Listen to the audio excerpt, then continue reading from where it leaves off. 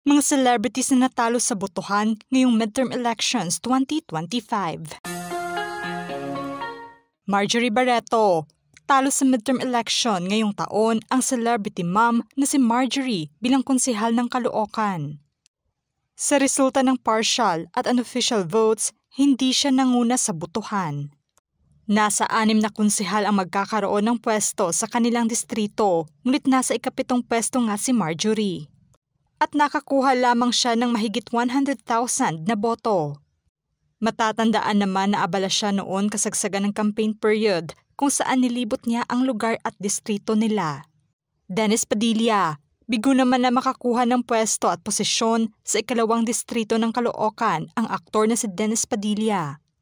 Sa partial at unofficial result pa lamang ng botohan as of 10 a.m. ay nasa mahigit 7,000 lamang ang nakuha niyang boto. At nasa ika-16 naman siya na pwesto. Sa kasagsagan naman ng kanyang pangangampanya ay naging kontrobersiya ito kasunod ng isyong kinaharap niya sa naging kasal ng kanyang anak na si Claudia Barreto. Marami ang nadismaya sa kanya na isa rin sa mga dahilan at naapektuhan ang botong nalikom niya ngayon. Marco Gumabaw, hindi naman gumana ang pagiging sikat at artista ni Marco upang siya ay manalo ngayon sa eleksyon. Natalo at bigo siyang makuha ang pwesto sa pagka-congressman ng ika-4 na distrito ng Camarines Sur. Sa ngayong araw, nakakuha lamang siya ng 94,600 na boto. Nanguna naman sa result tally ang kanyang kalaban na nakakuha ng mahigit 121,000 votes. Sa panahon ng campaign period, abala ang aktor sa kanyang bagong karera sa politika. Malimit na nga lang itong naiispatan sa telebisyon dahil nakafocus ang kanyang atensyon sa eleksyon. Aramina. Natalo naman ang aktres sa midterm election 2025. Bigo siyang makakuha ng pwesto sa posisyon ng pagkakonsehal sa ika-2 distrito ng Pasig City. Sa resulta ng botohan, nakakuha siya ng mahigit 40,000 na boto as of May 13. Sa campaign period naman ay sinuportahan naman ang effort na ipinakita niya sa kanilang lugar. Kahit man talo sa eleksyon ngayong taon ay marami pa rin ang nakasuporta sa kanya. Alger Abrenica. Bigong makakuha naman ng spot sa pagkakonsehal ng Angeles City ang aktor na si Alger Abrenica. Sa partial at unofficial result nitong umaga, nasa ika-4 na pwesto lamang siya at nakakuha ng mahigit 32,000 na boto. Sa panahon naman ng campaign period, ipinakita naman niya sa kanilang distrito ang pagiging porsigido niya sa eleksyon. At ang paglatag ng kanyang plataporma na makapagbigay tulong sa ikauunlad ng kanilang lugar. EJ Falcon. Alanganin at talo naman ang aktor na makakuha ng posisyon bilang member ng House of Representatives sa ika-2 distrito ng Oriental Mindoro ngayong eleksyon. Nitong umaga, nasa pangalawang pwesto lamang siya at nakakuha ng mahigit 78,000 na boto. Malayo naman ang agwat ng nakuhang boto ng kanyang kalaban na siyang nanguna sa botohan. Aktibo rin ang aktor kasagsagan ng kanyang pangangampanya at ipinakita sa kanilang lugar ang pagiging desidido niyang manalo. Raymond Bagatsing. Talo naman sa pagka-city mayor ng Maynila ang aktor na si Raymond Bagatsing. Nasa ika-4 na pwesto lamang siya at nakakuha ng mahigit 5,000 na boto bilang independent candidate.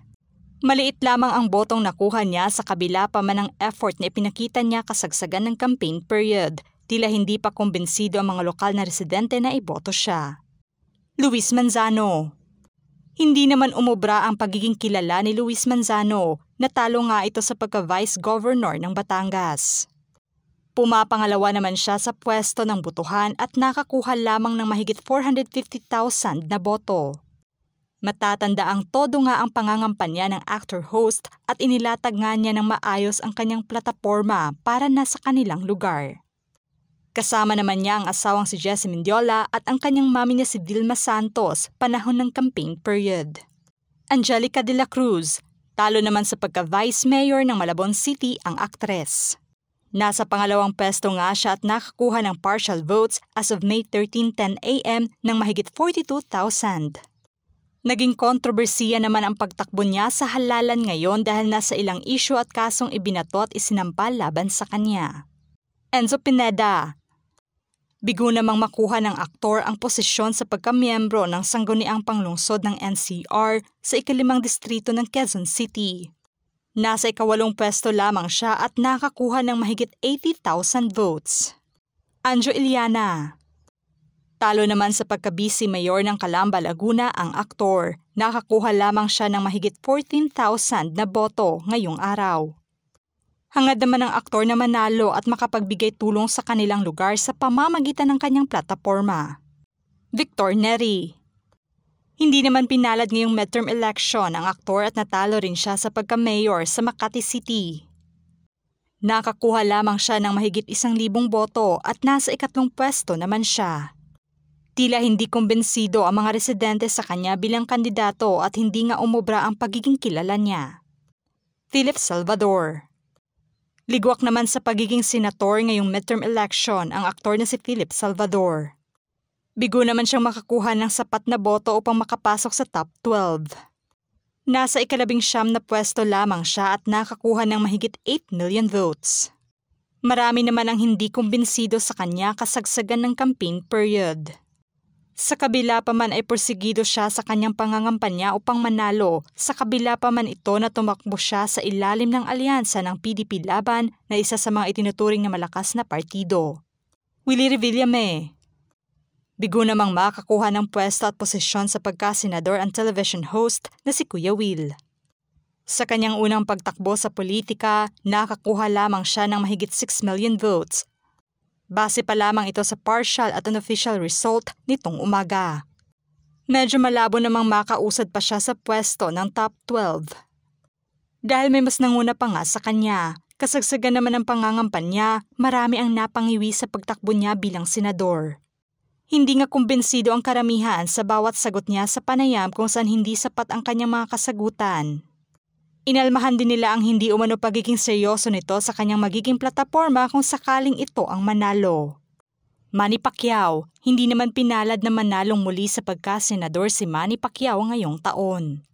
Bigo nga itong makapasok sa top 12 ng senatorials sa midterm election.